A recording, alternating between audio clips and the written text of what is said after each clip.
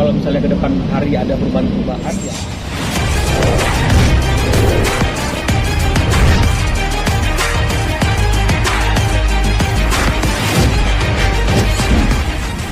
Kesempatan memanggil lagi bukan 1 minggu ke depan ya, 1 minggu ke depan dipanggil lagi. Kalau memang misalnya 1 minggu ke depan tergugat tetap tidak memenuhi panggilan, meskipun panggilannya sudah diterima dengan sah sesuai dengan aturan hukum, maka 1 minggu ke depannya lagi itu adalah kesempatan terakhir bagi tergugat untuk hadir dalam persidangan. Jika panggilannya sah tetap tidak hadir, maka kemungkinan proses persidangan ini akan berjalan tanpa kehadiran tergugat. Jadi begini ya, sebagaimana juga sudah pernah dijelaskan juga oleh Bang Kris sebelumnya, memang kalau terkait pemanggilan, gitu ya, memang berdasarkan hukum acaranya, memang harus dipanggil dulu secara fatur. Kalau misalkan tidak datang, baru pengadilan bisa memulai dengan acara sidang berikutnya. Nah, dalam hal ini kita juga sudah menjelaskan berkali-kali bahwa tidak ada satupun dari gugatan yang diajukan kepada pengadilan mau kami bantah. Jadi memang karena kami juga tidak membantah, maka dari itu kami juga tidak hadir. Gitu. Ya kalau untuk alamat kemarin kan sudah diklarifikasi juga. Kita juga sudah bersurat juga kepada Mas Jaksel bahwa memang untuk alamat yang dikirim kemarin kan jadi gini, domisilinya ini kan ada banyak gitu ya. Dan kebetulan Besar Wenda juga sudah tidak menempati domisili yang dikirim pada saat surat tersebut dikirimkan. Dan maka dari itu kami sudah mengklarifikasi kepada pihak RO juga kepada Bang Mola, kami sudah klarifikasi untuk alamat surat dikirim ke alamat yang mana kami sudah klarifikasi. Jadi sebenarnya kalau berkaitan dengan masalah alamat itu, alamat yang kita cantumkan di gugatan itu kan sesuai dengan alamat tempat tinggalnya Sarwenda, sesuai dengan identitasnya dia di ID card ya, di KTP ya. Dan panggilan pertama itu sampai diterima oleh tergugat sehingga dianggap panggilan itu sah.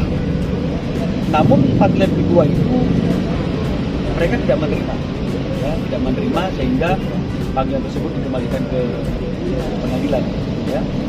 Jadi oleh karena itulah makanya hakim ingin memastikan di mana tergugat bertempat tinggal saat ini.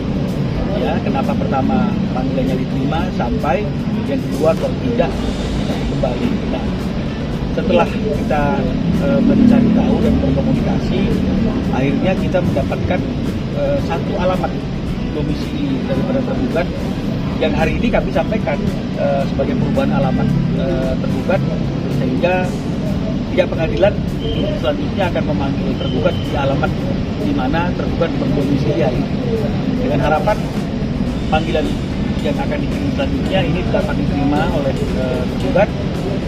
Keputusannya dari tangan tergugat mau hadir atau tidak hadir. Kalau tidak hadir, tapi tetap dianggap panggilannya sah oleh tergugat, sehingga proses persidangan ini bisa berjalan dengan cepat, baik, lancar, tanpa harus berlarut-larut hanya gara-gara mengenai masalah panggilan saja. Ya, jadi itu yang saya menyampaikan. Nah, berdasarkan KUHP gitu ya, jadi memang yang wajib hadir adalah pihak penggugat. Pihak tergugat itu tidak wajib hadir. Jadi kalau memang isi gugatannya tidak dapat kami bantah, gitu, maksudnya kami tidak ingin membantah, memang apa adanya seperti gugatan yang dituliskan dan diajukan ke pengadilan, ya kami tidak wajib hadir berdasarkan KUHP. Nanti kalau pada saat sidang dimulai, kemudian ada perubahan dari isi posita atau petitum atau gugatannya, ya kami akan hadir nanti, kami akan bantah kalau memang perlu dibantah. Saya belum bisa kasih gambaran mengenai masalah indikasi rujuk atau tidak yang bisa saya sampaikan. Kita ikuti aja prosesnya sampai akhir, nanti pasti akan kelihatan apakah rujuk atau tidak rujuk. Nanti belum bisa saya pastikan hari ini ya dalam proses ini. Tapi kalau sudah selesai prosesnya, sudah berakhir, maka Ruben akan menyampaikan apa yang terjadi selama ini, kenapa dan bagaimana. Teman-teman semua rasa ingin tahunya mungkin bisa akan ditanyakan kepada Ruben pada waktu. Bagian tunggu ini nggak bang menyimpang? Kenapa? Tunggu ini ada nggak? itu nanti semua akan dijelaskan pada waktu sudah selesai, itu akan dikasih tahu harta gono ini bagaimana, ini anak hak asuh anak bagaimana, itu nanti mungkin akan disampaikan sesuai dengan hasil akhir dari proses persidangan. Kalau dilihat dari proses yang berjalan sampai hari ini kan kita kan tidak pernah melihat adanya perseteruan ya, nggak ada perseteruan yang naik ke permukaan. Jadi kalau perseteruan internal mungkin itu private ya, tapi kalau perseteruan yang naik ke permukaan kan kita sama-sama tidak melihat, ya tidak melihat. Artinya hal-hal yang dimana Buben harus ada bersama-sama dengan anak-anaknya dan juga tergugat, ya Buben ada di situ. Ya, jadi dengan kondisi yang seperti itu, sementara prosesnya hari ini juga berjalan di Pengadilan Negeri Jakarta Selatan, ya kita harus bisa menyimpulkan sebenarnya bahwa semuanya ingin ini berjalan dengan baik. Memang tidak ada percekcokan itu, memang semuanya baik-baik, dan memang sudah ada komunikasi antara kami sebagai kuasa hukum dengan pihak Bank Minola sebagai kuasa hukum juga. Jadi ya bisa didefinisikan sendiri apakah ada percekcokan atau tidak. Seriusannya sampai hari ini kami masih sidang dan belum ada tanda-tanda instruksi untuk mencabut atau membatalkan proses yang sedang berjalan. Jadi dari kondisi seperti itu sampai hari ini kan kita harus melihatnya di SP, ya.